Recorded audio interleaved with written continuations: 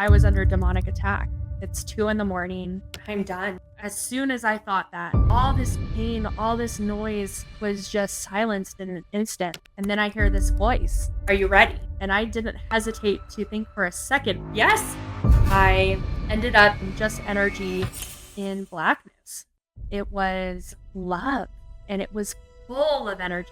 I understand that my creator is there with me. Am I dead? And 3 monks appear out of the darkness and float on by. They're smiling at me, laughing, as if to say, "You only knew." They disappear back into the darkness, and I end up in this beautiful blue, bright tunnel filled with ones and zeros and binary code, and I pick them up and I throw them in the air, exclaiming, "No wonder you love creating." And this area was filled with other beings like me. In this whole experience, I'm void of my ego, and it decides to come back. And it looks at the scroll of great importance. It says, "You're showing this to a human." And just like that, it rolled up and I was snapped back into my body. In my early childhood, about 10 years old, I started experiencing paranormal phenomenon. And it started relatively nice enough with I just saw a ghost and they paid me no attention. They did no harm. I wasn't scared. I just thought, that was kind of interesting. And I really hadn't heard of people close to me seeing or hearing ghosts. So, I kind of struggled with, what it was. I knew it was ghost, but, I didn't really have any background information on what I was experiencing. But like I said, they didn't do any harm. It did change though. I ended up seeing a old generational doll that had lost its eyes who knows how many decades ago. And we had it in our guest room, along with old pictures of old relatives and stuff. But one night I go into this room and this doll, its eyes are glowing red. The eyes it doesn't have is glowing red, and it turns and looks at me.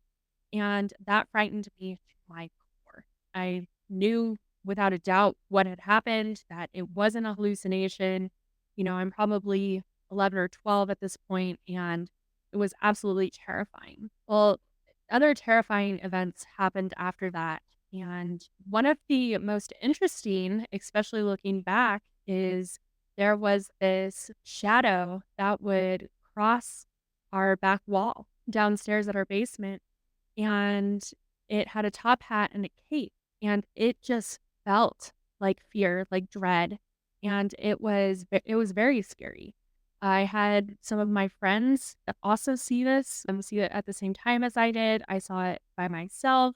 What I didn't know at the time is my sister and her friends were also seeing the same apparition. And we would later find out, because we had both told my mom at separate times about this experience. And she would later then, I'm talking like a decade later, tell us that we had seen the same thing.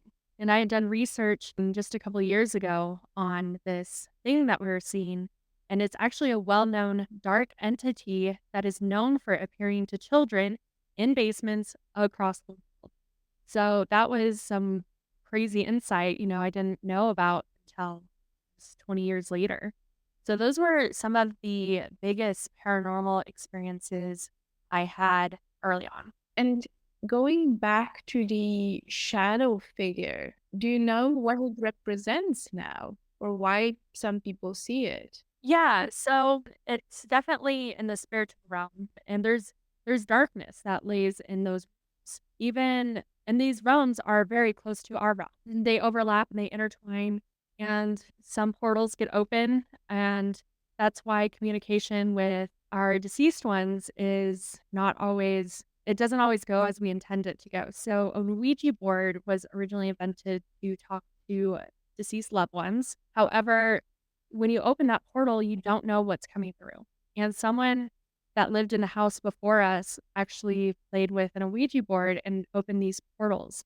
And this entity that lives in the dark realm just beyond ours came through and it appeared to us. So it was, invited in, not by us, but it was invited in. And I think it's, finds its way in around the world. But I think the reason it was attracted to us was I also was starting to experience symptoms of a rare illness that we wouldn't diagnose for another 8 years, but it was lowering my energy, and I had low energy, low vibrations, I was unhappy, and so, obviously, the dark I don't know if it's obvious, but dark entities love feeding on these dark, dense energies that it's their fuel source. So, I think between the combination of the portal being opened and my dense energy and my dark energy, it was a perfect habitat for this entity. And did you have any interaction with the entity, or was there ever a time where you didn't see it anymore? Yeah, so I didn't really interact with the entity. I knew it was dark and it was scary. It appeared many times and it kind of was a shapeshifter and kind of played tricks on both my sister and I and even our friends. And I wouldn't say we engaged with it, but it definitely appeared many times in our life. It wasn't until we moved out of that house that we stopped seeing it, and that would be just 2 or 3 years later, I think, but I no longer saw it after we left the house. And then tell me about your near death experience. So you're a child, you're experiencing all of these things, beings of light as well as some others. So definitely not something usual for a child, and something that you probably had to go through an understanding of what is this and why is this happening to me. So how did this lead to your near death experience? Yeah, so as a kid, I was very confused. I was seeing these entities, these ghosts. I also saw auras, which is the energy field around people. I got to see the beautiful colors. So, some metaphysical abilities had also come up. And my church said, these things don't exist. And I was raised in a Christian home that, if you were saved by Jesus, nothing dark could touch you. So that's one reason I wasn't probably as scared of these entities as I should have been, but I also had no idea how to protect myself against these entities because my church said, "Well, if you're saved with Jesus Christ, nothing can touch you." And, I fell into that. And then also experiencing these symptoms as a 10-year-old that just got worse over time and more symptoms accumulated. They kind of progressed together. And I wasn't diagnosed with a condition until I was 18, so my teenage years were very dark. First off, being a girl in puberty is already hard. You don't know who you are. You don't know what's going on. That is not a one-off. Everyone struggles with puberty and identity, especially in the early pubescent years. So throw that on top of an illness that the doctors can't figure out and these paranormal things that the church say it doesn't exist, I'm very confused and very frustrated as a teenager. Well, I finally got a diagnosis at 18, and the diagnosis was myoclonus dystonia, and it's a rare neurological movement disorder, and it covered everything. So all the anxiety, depression, OCD, as well as the physical symptoms of muscle rigidity, nerve pain, tremors, twitching, just a lot of pain. It covered everything. So it finally made sense. And we thought with a diagnosis would come hope and answer. But it was so rare, they didn't really know how to treat it. So I had already been on a bunch of medications as a teenager trying to help with the symptoms and nothing really helped. So I was left on my own to treat it for the next 8 years. So throughout the next 8 years, I experienced even more metaphysical and paranormal phenomenon. I started astro traveling involuntarily and ending up in these dimensions where these dark entities were chasing me. And then I would see them in my home again. I would see apparitions in the mirror. And, with my condition, it's like, am I crazy? What's going on? I still really hadn't heard about the metaphysical side of things. I still was just very confused, other than, these movies that Hollywood produces and, TV shows of magic and the mystical. And it was like, but that's not reality. But yet I'm experiencing things very similar to these shows. So I was still just very confused. And I moved to another state in the US, kind of thinking, well, this condition's gonna kill me.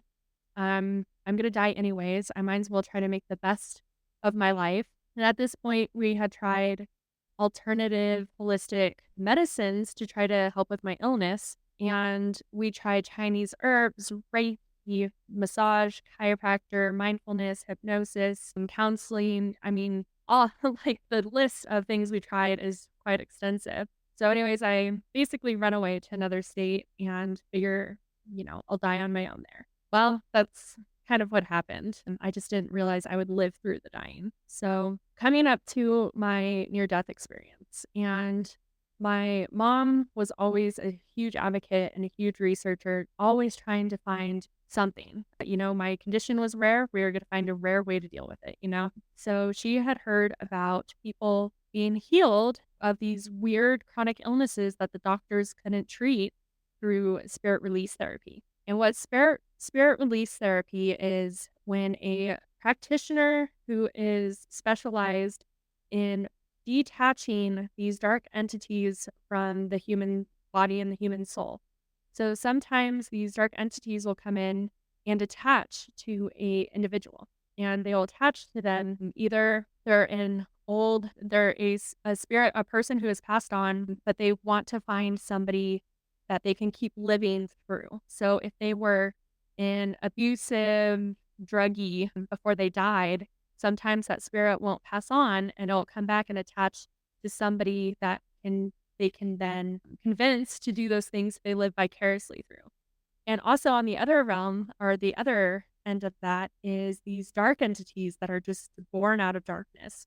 And they come in and attach and feed off of the fear and the havoc that they cause. So, knowing that I had seen these dark entities as a child and I was weakened and sick as a child, we thought maybe I had some attachments and maybe it would be the answer. It would be the cure. So my mom finds a practitioner who does the work remotely, and we met via Zoom and kind of discussed the treatment, and that during the process, I wouldn't necessarily be aware of what was going on, but I could get physically ill during the process, because it is a thing of energy, and if your energy gets all screwed up, you can get sick. So I understood. I said, okay, well, let's try this. And we started, and I had quite a few entities attached to me, and they were dark and strong and powerful. And so this gal is working diligently to try to get them released and detached.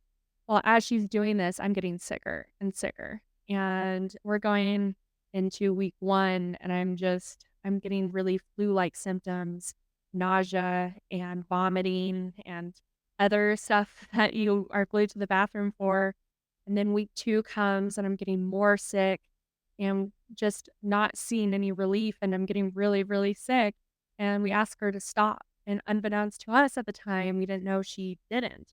I think she was really passionate about trying to get me some help, and she didn't understand how ill I actually was. So these things are getting angry and they're not happy. They don't want to leave. I'm becoming physically ill. They're ramping up. They become, physically and psychologically tormentulous. And towards the end, my mom knows I'm in trouble, and she and my dad book a flight to fly down, and we're on the phone in prayer for 72 hours before that. Just I'm struggling, and the only thing that seems to be getting me through is prayer. But on April 27th, that morning, 2017, I was on the phone with my mom and I told her, I've got to hang up and get some sleep, because I knew she needed to get some sleep. I knew I couldn't. My dad had actually been told by God that I was under demonic attack. And he said, God never talks to me, but he said, Bree is in trouble. So, they can't get to me any sooner. And I am exhausted with everything. So I hang up the phone. It's 2 in the morning and I'm done. I cannot do it anymore. And that's what I exclaimed. And I called out to this God, and I wasn't even sure who this God was, because the God I was taught about in the Bible was not then all the stories in the Bible didn't match up to my life. And I'd called out to God before. This time was different. This time I didn't care who God was and I didn't care what happened. I just said, I can't do this anymore. And I meant that with everything, not just my heart, not just my mind, but from the very essence of my soul. I said, this is in your hands. And just like that, as soon as I thought that and surrendered and gave up, serenity and peace came over me. So the voices from what was like 100 stadiums had been silenced. The weight of 100 boulders had been pulled off of me. The whips had stopped as well. They ceased. So all this pain, all this noise, all this fear was just silenced in an instant. And I felt peace and serenity for what felt like the first time in my life. And I'm just grateful. I'm just excited. And I feel some tapping on the palms of my hands and my feet. And then I hear this voice, "Are you ready?" And this voice is ethereal. I don't know if it's external or internal, but it's masculine. And I didn't hesitate to think for a second what I was ready for or what I was answering to. And I just, yes. And as soon as I thought yes, I was detached from my body. And I ended up bodiless, just energy in blackness, total blackness. But it wasn't dark, it wasn't scary, it was love, and it was full of energy. So even though I couldn't see anything or feel anything physically, I could feel the energy and I could feel the love. And I understand that my creator is there with the God, the creator, the source that answered my prayer and saved me is with me and I'm with it and we're one and it's beautiful and it's loving and it's just very peaceful. And then I don't know why I had this thought because I wasn't really aware of the human form of Brie and I wasn't aware of Earth, but I was aware enough to ask, am I dead? And 3 monks appear out of the darkness and float on by with their legs crossed and smiling. They're smiling at me, laughing as if to say, you only knew. Well, 6 years later, I would finally figure out that that meant they're laughing because there is no such thing as death. There is no such thing as being dead. It's only a transition of energy. So they're laughing at me because the question was ridiculous. Am I dead? Well, you can't be dead if there is no such thing as death. So they disappear back into the darkness, and I end up in this beautiful blue, bright tunnel. And around me is, I'm going through it, it's going past me, filled with ones and zeros and binary code, and just going so fast. I'm surprised I could even see the numbers. And I know that in this tunnel, I'm being downloaded with information, and this information is important. I don't know what the information is, but I knew it was important and I know what it was when I needed to. And then I end up in this white area and it is just all white except for a pile of giant black numbers in front of me. And in this area, I had a human like body and I feel the presence behind me and it is powerful. And I know him to be a master teacher or ascended teacher. And I don't know, I can't put a name to him specifically, but he could be anyone from Jesus, Muhammad, Buddha, Krishna. I mean, there are so many ascended masters that I feel like it just embodied that essence. And in front of me, the numbers, I pick them up and I throw them in the air, exclaiming, no wonder you love creating. Because I realized that the earth is created and the universe is created in math. And, I'm talking to this ascended teacher. And even though I don't see him, he's behind me. And, that's who I'm talking to. I'm talking to him and the creator. It's like, no wonder. It's so much fun, which is funny because I don't think math is that fun. So it was kind of ironic. But then I end up in another place in my experience. And this is the part of my experience that was probably the longest. So there's no time or, you know, no such thing as time. So I hate to say that I spent the most time in my experience, but it felt like the most happened in this area. And this area was filled with other beings like me. I call them beings because I don't know if they were ever human. I don't know if they were extraterrestrial. I don't know if they'd ever been incarnated anywhere. I knew them to be other souls in this place. And it was so much fun in this place. My thoughts became reality as soon as they happened. So much like when I answered yes to the voice asking if I'm ready and I instantly was out of my body, things like that happen. So the first instance is I'm standing there in this it kind of was reminiscent of Earth. It's kind of city-like, and to the side of the city, I see these ginormous trees, and they're covered in snow. And I just have a thought, I don't think I like snow. Instantly, they're turned to lush green, moss-filled trees, and I'm sliding down them, and these other beings are sliding down the trees next to me, and I think, if I don't like snow and it turned to moss, what if they like snow and they're experiencing snow while I'm experiencing moss at the same time, differently together. It was just a curious thought I had, and only coming back to our 3D Earth that things like that don't happen, or do they? Did I put any more thought into that? It was just kind of very cool. So I also end up in this kind of grocery store looking place, and we're stocking shelves, and no one's saying a thing, and we just all know our place, and we're just moving and communicate. We're not communicating, but we're collaborating without saying anything. And then in the back of the store or the front, it turns into a stage, and we all end up dancing on the stage together as if we choreographed this for millennia. I didn't know who these other beings were. We never said a word, but we all moved as one, and it was beautiful. Another instance that was another thought creation was beings were working on this machine with a huge flame at the tip of it. And at this point, ironically, I'm a snowman. And I think, well, what happens if I get too close to that flame? Will I melt? Well, instantly thoughts happened and I became there and melted in a puddle of eyeballs. Once again, I have the thought, well, I wonder if anyone will come put me back together. Just like that, I was put back together and away from the fire. I also got to experience a body of a robot and try to fly. And I ended up severing my arm on kind of an electricity looking pole. And it didn't hurt. There's no fear, no pain. I wasn't scared. It was just curious. Well, there goes my arm. And then I see it grow back with some of the binary code. And I was like, fascinating. Once again, no pain, no fear, just pure curiosity and joy in this place. So I spend the majority of my experience in this area, this realm, and just, playing around basically is how I would put it. And at the end of this time, we all gather at this barbed wire fence. And a barbed wire fence I couldn't see beyond. It's blurry. But I knew that, something was beyond it. And these beams opened through an opening in the fence onto a land bridge, and they're disappearing into the blurriness, and I wasn't asked if I could go, I wasn't given a choice, I just knew I couldn't go with them.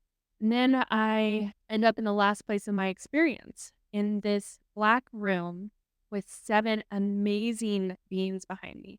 So they're more powerful and significant than the master teacher I had met in the white room, but nowhere near as powerful and significant as the creator I met in the void. But they are very powerful, very knowledgeable, and I don't see them either. I just know they're behind me. And in front of me unrolls this scroll, and it's kind of floating, and on it is this beautiful golden script, and the words are starting to be written out in front of me. And this whole experience, I'm void of my ego. I'm detached from my ego, and it decides to come back and it looks at the scroll of great importance and says, "You're showing this to a human." And just like that, it rolled up and I was snapped back into my body. And that was a whole crazy situation in itself, is leaving this place of love and, no physical feeling, and then feeling my heart start again. Just, it felt like it was going to pound out of my chest, not from adrenaline or anything. It was just the actual sensation of feeling my heart beat again. It was very intense. Wow, that's an unbelievable story. That's so, so beautiful. And it's so contrasting as well from, your years before that, being sick, having these dark entities attached to you, unbeknownst to you, that were giving you this low vibration, no energy, were sucking up all of your good energy. And then all of a sudden going to this amazing place. Do you ever think there was a choice whether you wanted to come back or not, or was the choice made for you? Yeah, the choice was definitely made for me. 1, I didn't even know that I was really gone. 2, I wasn't given a choice, it didn't appear to me like, "You can go back to this life," or anything. It was definitely made for me, and I know why. I would have chosen to stay. I absolutely would have chosen to stay. I had been struggling for 16 or 17 years at that point, and I mean struggling with depression, anxiety, OCD, identity, then the physical symptoms of the pain and the twitching, and then the embarrassment that caused. I was bullied in school. I made it a point not to have good, friends. And then I got myself in bad relationships and I saw all this paranormal darkness. And there was this dark cloud that was just pulling me around, pouring on me forever. And to go from that, and especially the chaos leading up to it, to this pure love, peace and serenity and joy and curiosity. There's no way I would have chosen to come back, I'm pretty sure. And it was such a drastic change. Coming back into my body, I realized I had this knowing that I had died.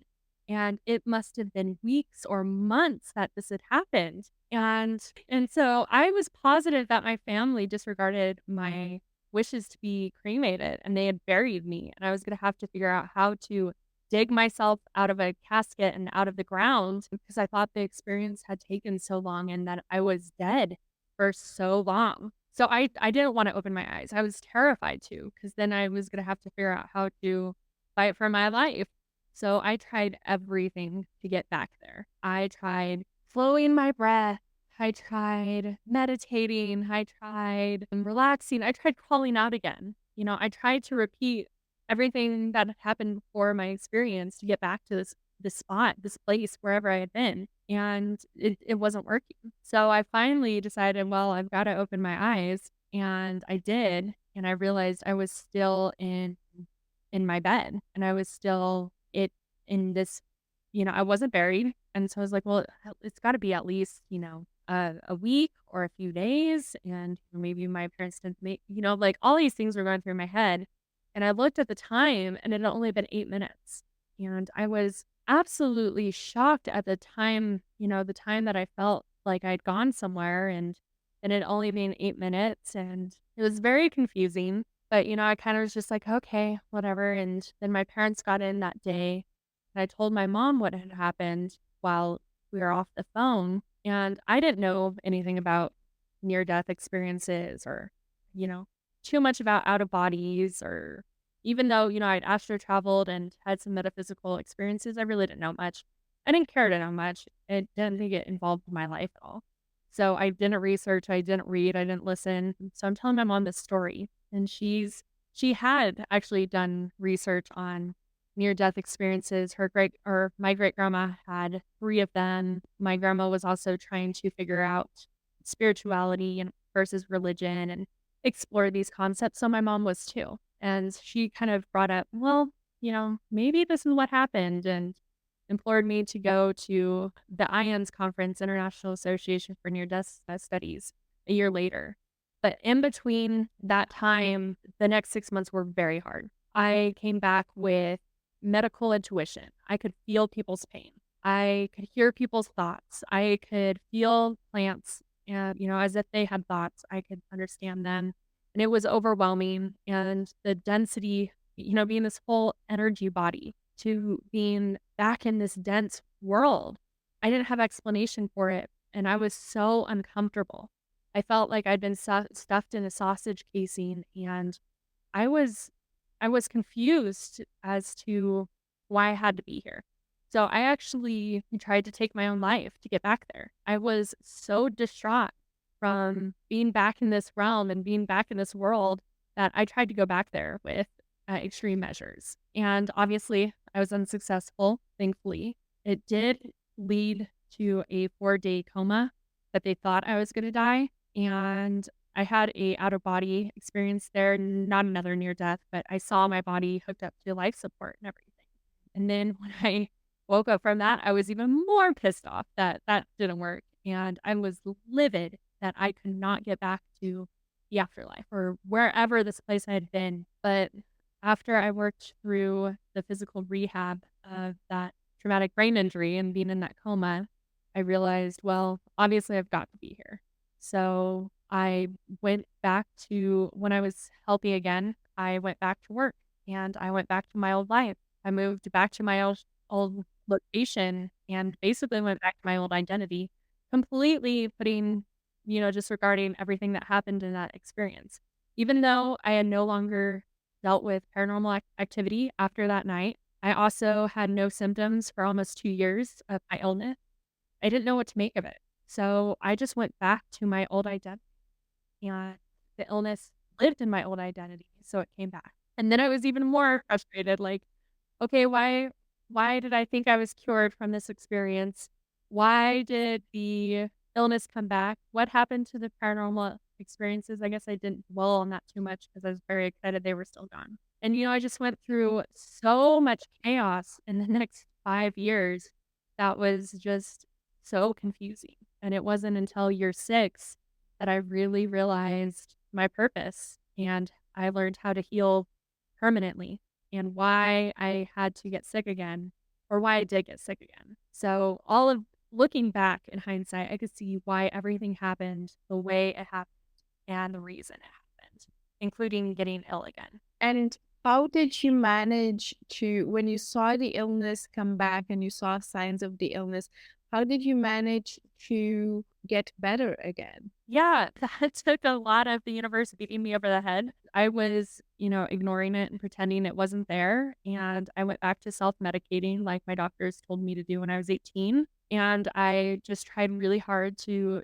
work my way up the corporate ladder. And I thought, if I get the next promotion, it'll be fine. Everything will be fine. If I get the next best job, I'm living in a beautiful apartment on my own. Everything's fine. It was not fine. The stress caused me to come down like a cold. I ended up with a cancer diagnosis. And so I had to deal with that on top of my illness. And luckily, that was taken care of quickly, swiftly, and no returns of that.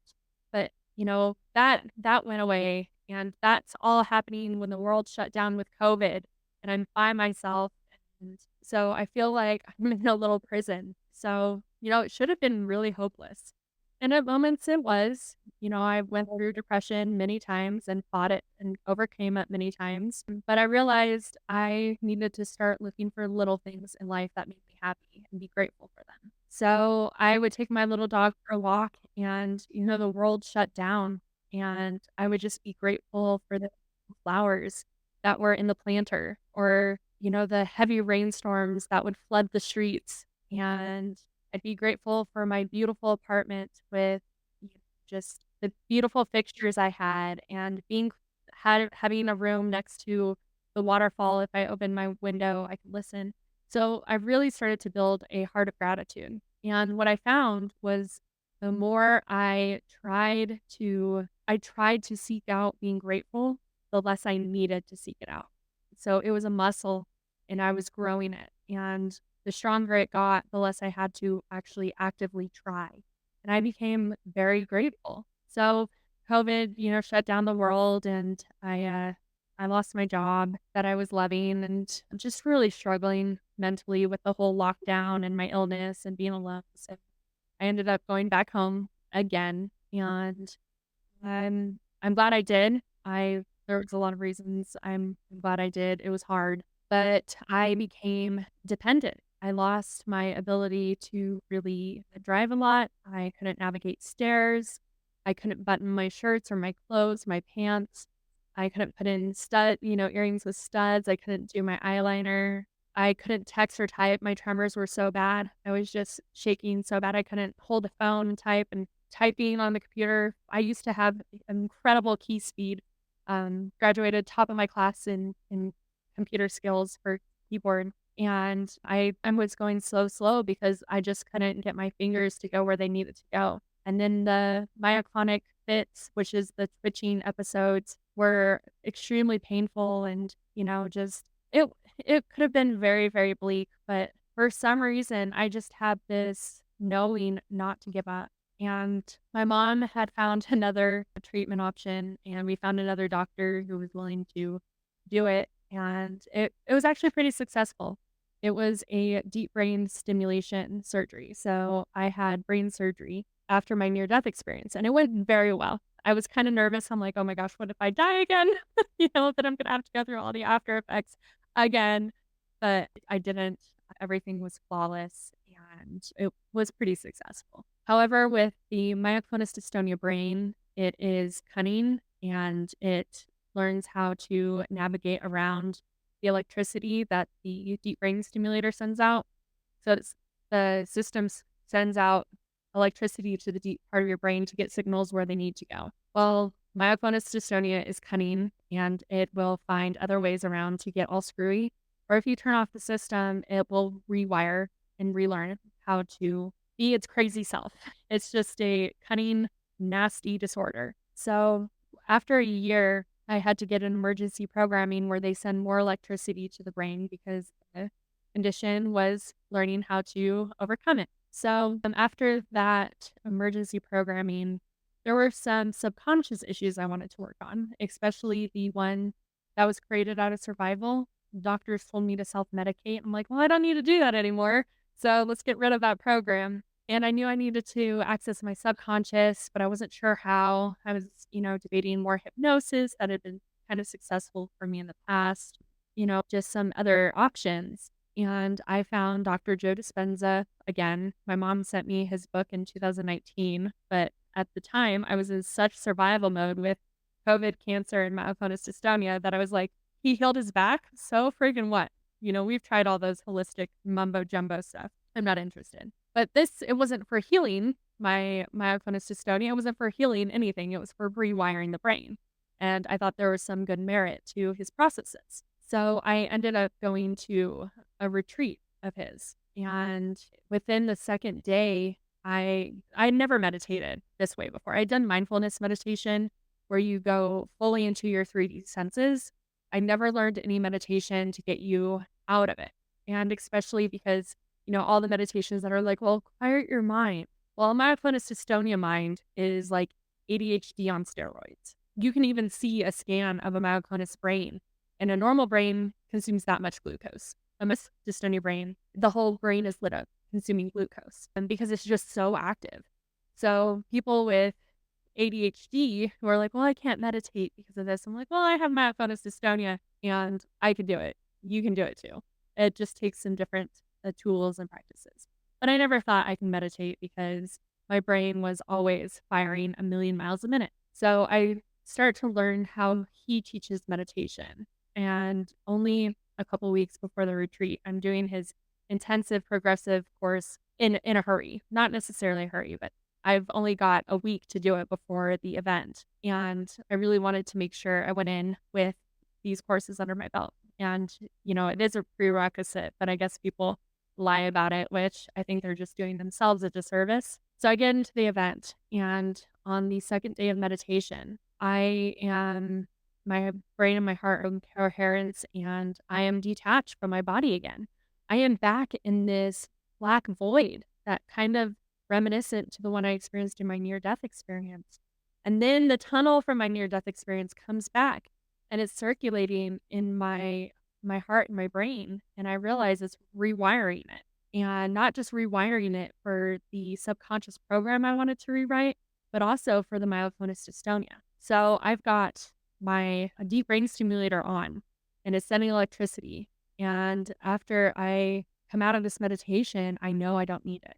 And that was such a weird feeling. I've gone at this point 22 years with this condition, 12 years with a diagnosis, knowing that this surgery was a possibility, then the surgery actually being pretty successful to suddenly realize I can turn it off and I don't need it anymore.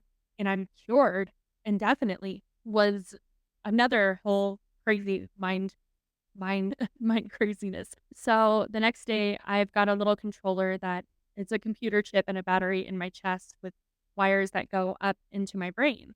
Well, I've got the controller with me because I could change the settings as needed for symptom control. I never turned it off since I had it turned on. And I could tell with just a little adjustment the difference. Like I could tell, I could feel tightness in my face and my back. I would twitch. I could feel mental changes with just a small adjustment. So turning it off was really scary. But I figured worst case scenario, I could turn it back on. So I turn it off and I wait. Nothing happens.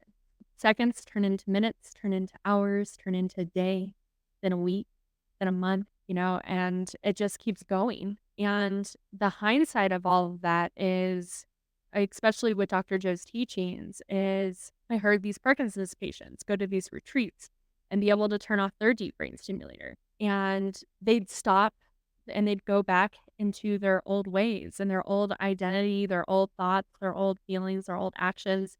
And then the symptoms would slowly reappear. So I realized I was actually healed through my near death experience, but I didn't have the language or the education on sustaining that healing. And this time I was healed again, but with the difference of having the language and the education to sustain it for a lifetime. So I know for a fact that I will not experience these symptoms again because I will never live back in my old identity. It is a daily practice of cutting ties to the old identity. And it's daily because our subconscious loves doing what it knows and it knows the past. So whenever we're not actively thinking of the now or the future, it is reverting to the past as a default. And so all of that were huge lessons that would take me years after my experience to learn. Wow, that's just unbelievable. So, so amazing. And I love Dr. Joe Dispenza. Read his books, follow him everywhere I can. And I would love to do a retreat one day. So big fan here as well. Um, what I want to zoom in on is by the time you encountered Joe Dispenza and his teachings, you have gone through so many years with this disease, with the excruciating pain and symptoms that go through.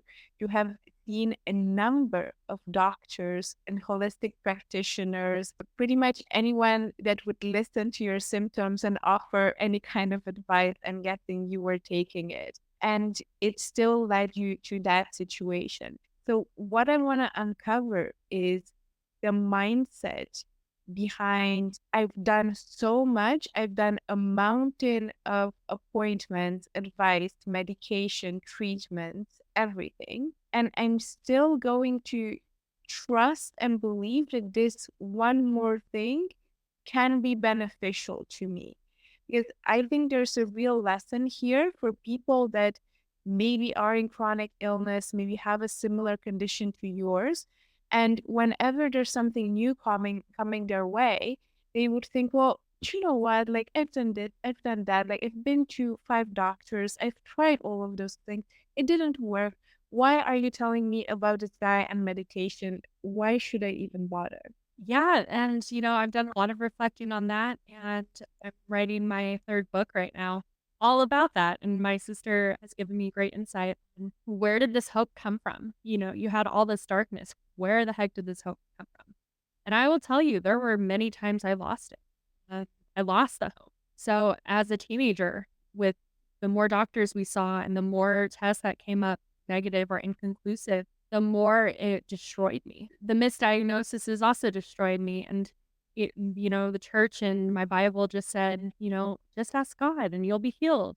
And then why isn't God healing me? That was another thing that just, was destroying. And I got to a point that I also tried to commit suicide as a teenager that was unsuccessful. And I don't share that a lot because there's a lot of blocks up online, that you say those words and they take you down, but it was real and I was very hopeless. I was in the darkest of the dark and I couldn't sleep. So the only thing I wanted was, an escape, and I couldn't even sleep. I was a chronic insomniac and I maybe got a couple hours a night when I was young, and those hours were plagued with nightmares.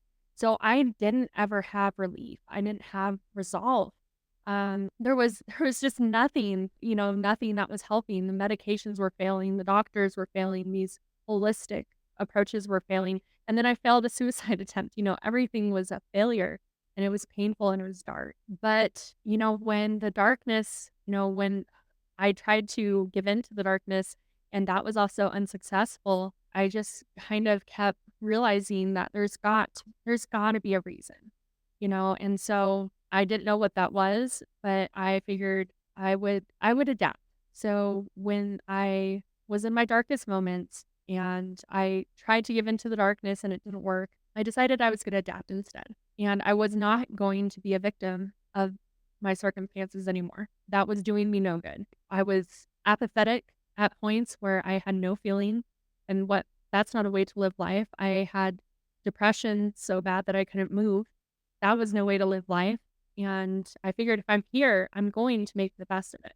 And so I adapted. I used to draw in the middle of the night, and I think I was pretty good. I used to love drawing people and hands and shading and, pencil work, and it was very fine, and I can just get involved in it and lose, that was my mindfulness. However, the tremors came up when I was in my teenage years, and I lost the ability to draw. So then I changed to film, and I loved photography. I could put it on a tripod, set the shutter, and walk away. The tremors didn't interfere, and it was great. And I loved rolling film and in the black room or the dark room, and then processing that film and processing the photos in the red room.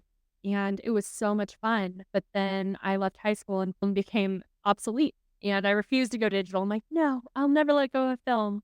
But then I adapted and I switched to painting, and I couldn't do fine painting, so I did beautiful, whimsical, fun, childlike paintings that brought me joy. They weren't fine art by all means, but they brought me joy. It was just always adapting. When I ended up being in a lot of pain or a lot of muscle rigidity in high school and I couldn't walk, I was like, well, I'm still going to school, even though I hated it, really hated school. But I wanted to finish and I wanted to be normal, normal.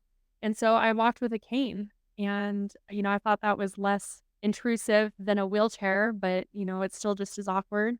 And yeah, I made it through high school, and what do you do next? Well, I'm just gonna try some more. And so I ended up buying my own house and remodeling it in 5 years while I'm dealing with all this because I I knew there was a reason and I knew it couldn't be for nothing.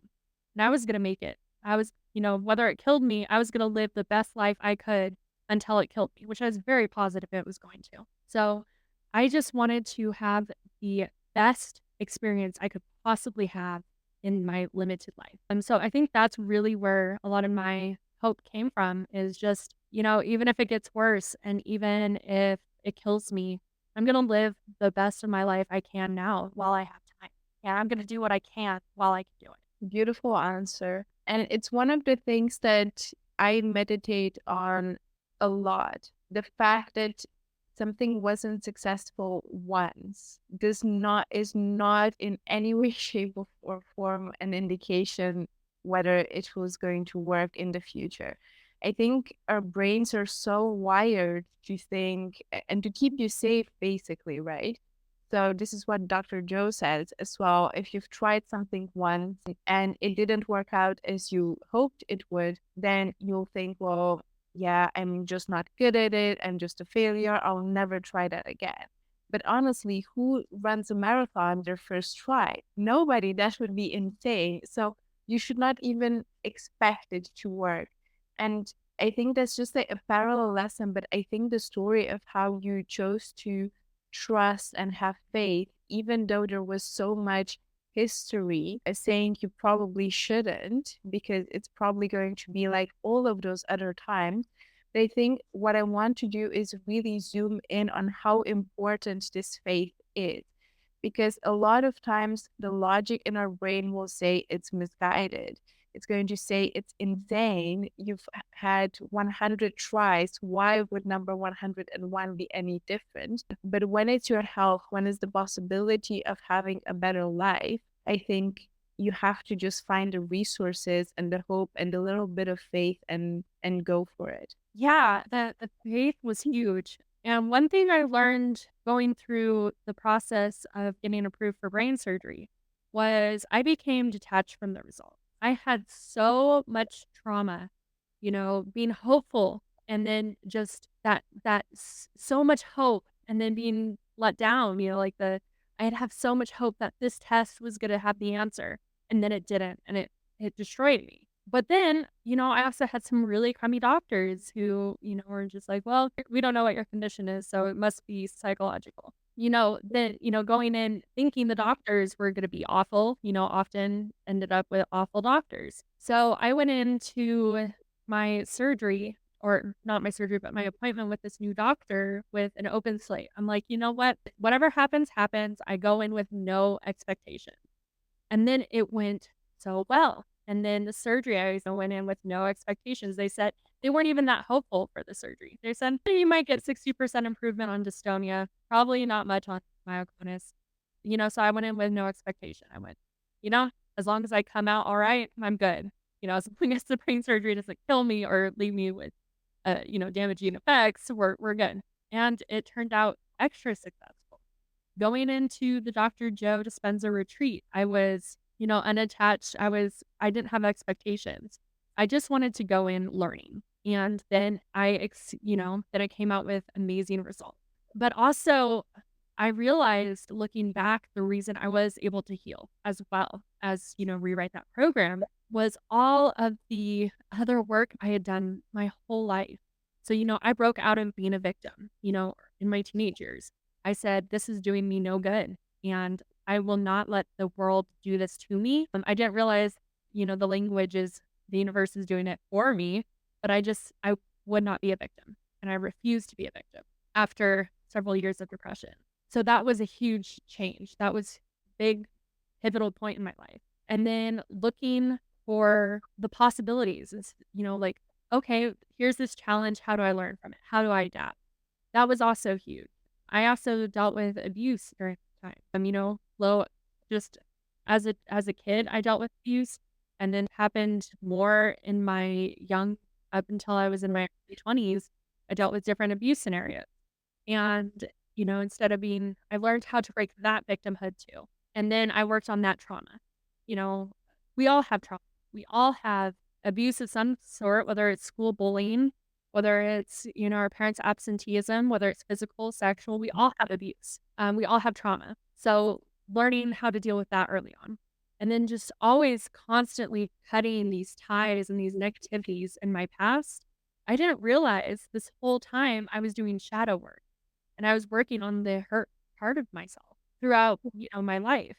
And that is I strongly believe that is why I was able to heal kind of as a side effect is because I'd cut all these traumas and these old identities beforehand. I think, I've read a lot of Dr. Joe's stuff and, read his books and stuff, but I felt, he maybe hasn't touched enough the shadow work that needs to happen before you can heal. He does great on telling you how to sustain the healing and change your future and create your future.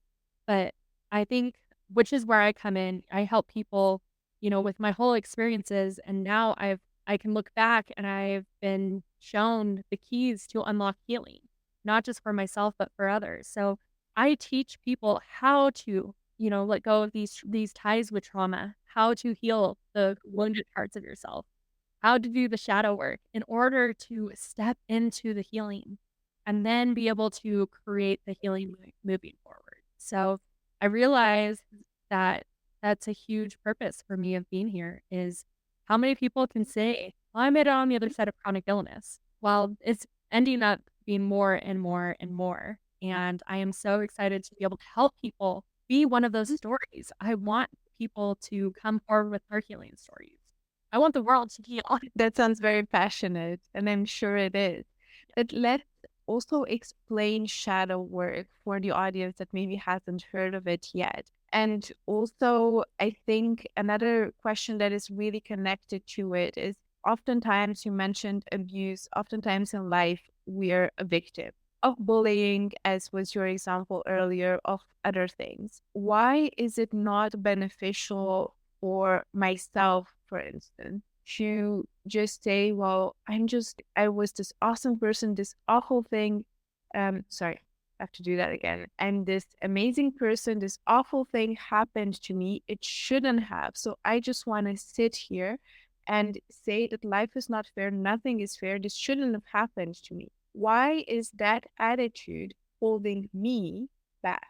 Yeah, and I will ask, "How is it helping?" You know it's not helping, and you can sit and ruminate and reminisce and be stuck in those low-level emotions. So, when you're angry or you're a victim or you say, "Life isn't fair," "This happened to me, not for me," you're stuck in these lower de-elevated emotions, and those cause physically an increase in cortisol, an increase in the stress hormone. Stress that it puts on your body starts to wear out your adrenals. I mean, physically, it has so many ramifications because it is a stress and survival mode that you stay in when you're like, well, I was abused and I was a good person, but this happened to me and I had no control. That is very well true. But you have a chance to break free of that. You can leave that in the past identity. And what moving out of that does is it gets you out of fight or flight. It gets you out of survival. It reduces your stress hormones. It reduces the physical side effects, not only physically, but then mentally. Instead of trying to solve a past that is gone, it's happened, it's gone. You can't go back and fix it. You can only change your future. So by working on cutting ties with those feelings and those emotions, you are setting yourself up for not only emotional, but also physical healing in the future. And then you raise your emotions and you raise your feelings into these positive, healthy, sustainable feelings and actions. And then you do that once, you can do it again. And then once you do it again, you realize, wait, I can actually do this. And then not only can you continually cut ties to the trauma and abuses in your life, but you can also do it for whatever comes up in the future because we are in this human experiences. Bad things, hurtful things are going to happen. You're going to lose loved ones. That's, a definite of life. You're going to die. People you love are going to die. People are going to hurt. You're going to hurt. We're here to experience these things. But learning how to move on from the past and cut ties and cut those emotions involved, it just sets you up to be able to do that continually. I think that's an amazing answer. Thank you for that. So, coming back to what you do, so you help people deal with those traumas, heal those traumas so they can move into their own healing. Is that just with, sorry, it's really late for me. So, and I had a poor night's sleep Oh, yesterday. I do too. Right. So, is this helping only people that deal with chronic illness, or are you also helping any other kind of traumas? Yeah, absolutely. So the healing of chronic illness is just one part. So this also comes into play with I'm not only a spiritual doula, but a death doula. And I find a lot of my clients really want to heal and let go and make amends and let go of regret as they are transitioning out of life. So it also helps heal the soul, not just the physical body, but the soul. Also just dealing with grief in general. I'm also a grief coach, just helping people learn how to cut ties with their traumatic past. I mean, who doesn't have a traumatic past? You've heard a lot of mine, and helping people, no matter if it's with chronic illness, which comes with a unique set of traumas and griefs, or people transitioning out of this life as a death doula, just the whole life of the what ifs and the maybes and the should haves, being able to let go of that so you can transition peacefully and with love in your heart instead of fear and hate. That's been a huge part. And of course, people who lose people, same thing. They want to let go of the what ifs and the should haves and the could haves. And, also how do they move forward with the future, knowing that this person or these people or these things, these jobs, this stuff won't be in their future. So it's all very tied into everything I do as a death and spiritual doula. And that explains what a death doula does. I'm also curious, what are the similar things that your clients come to you with? Yeah, so as a death doula, the simple term is just I'm a holistic support person, non-medical. And that is what everyone thinks of is actually being there physically present while a person transitions, which is huge. It's why I became a death doula. I volunteered in hospice after my NDE. I guess a lot of NDErs do that because we want to be close to that place again. But as a death doula, I've been able to do so much more than hospice. So I do get calls, in emergencies that, hey, this might be it. I might be dying. I'm in emergency or actively dying, they're passing away and they just need comfort. But it goes so much beyond that. I get to help people my age and their partners write down their wishes if they end up in a coma like I did. I help them remain autonomous and sovereign over their bodies if they can't speak. And that is beautiful. I get to help people with legacy projects so their family members can remember them, even if there's a falling out. That's actually where a lot of these legacy projects come from, is they want their grandkids or great grandkids to know them, but they had a falling out with their children or a sister or parents, whatever. Legacy projects. I recently got to help a lady on a bucket list trip. She asked me to accompany her just to make sure everything went seamless. And, in case there was any incidents, she's older, it was her bucket list trip. And I got to accompany her on it. I get to help plan trips and I get to help plan living funerals. So people can hear all the things and all the stories that would otherwise be told after their death. They get to hear it at the moment. But the biggest thing that I really don't think I was too aware of was the spiritual reflection. And I mean that with religion and what comes next, what's in the afterlife, what can I expect? Those are pretty typical. But all the coaching I end up doing with relationships and family members and what ifs and regrets or things that they didn't get to do or things they did get to do and share stories. So I approach, every situation non-biased, non-judgmental, and I just listen.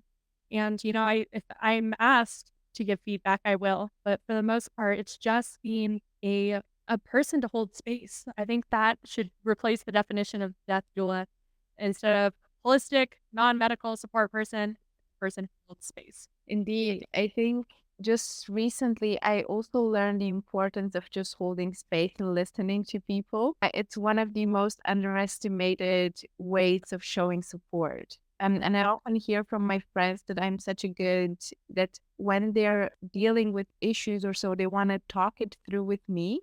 But which is very ironic because usually I don't say much. And I also try to never give an opinion like you should do that or you shouldn't do that because I figure that's something for everybody to make their own choice on and then deal with the consequences.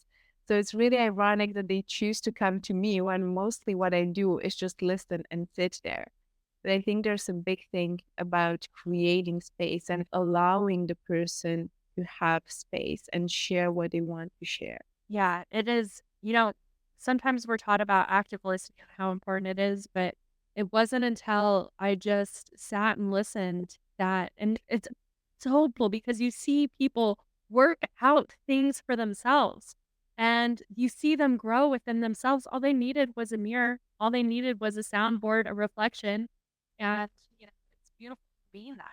And for those of us who have loved ones that are maybe transitioning, passing away, what can, or also another case would be somebody dealing with chronic illness. What's your advice on how can we best support those people in our lives? Yeah, absolutely. So for people actively transitioning, just to hold space, sometimes it's all they need. A lot of times it's all they need. And if you're not there, you can still hold space, whether it be by the phone or just in love.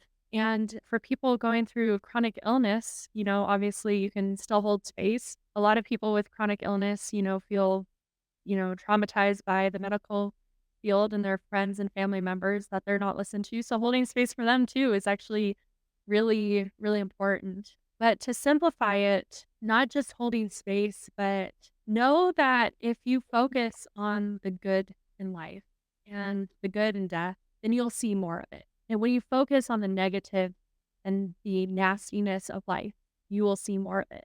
So what you attract or what you think of, you attract. So when you purposely go out and find the positive and become grateful and become hopeful, you will find more people like that, more instances like that, and that will grow. But if you're constantly stuck of thinking what happened in the past, your traumas, of what's happening in the world, the wars, the abuse, then you're going to see more of that. So just be very conscious of what you are engaging with and what you are thinking of in life. Bree, thank you so much for your time with us. Before we go, I want to ask you, how can people reach out to you? How can they connect with you and your work? Yeah, the easiest way to connect with me is through my website. It's BRI0NICLLC.com. But that way you can find my emails, you can find my socials, you can find my books, my programs, and all the podcasts I've been on. So that is a one shot place to find all of me.